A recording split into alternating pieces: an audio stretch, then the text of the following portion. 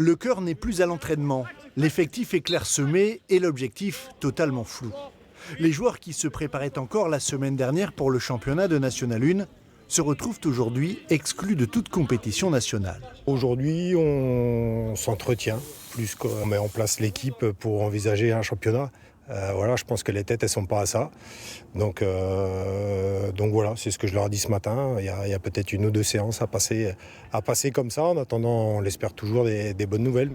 La menace de liquidation qui plane au-dessus des Girondins de Bordeaux est un énième coup dur pour les supporters, probablement le plus difficile, au point de refuser d'en parler.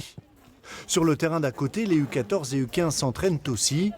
Manao, venu de Tahiti, a perdu un peu de son insouciance, lui qui réalisait son rêve de se former dans le club au Scapulaire. Les Girondins, c'est une affaire de famille. Mon mari, il est de Bordeaux et il a toujours rêvé de jouer à Bordeaux.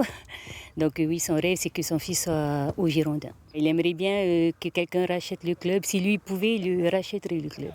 Mon fils avait espoir de rejoindre les Girondins par rapport à leur histoire, parce que c'est un grand comme formateur. Ils ont formé de grands joueurs. Le club est aujourd'hui relégué en Régional 1, la 6e division française, et au bord de la liquidation financière.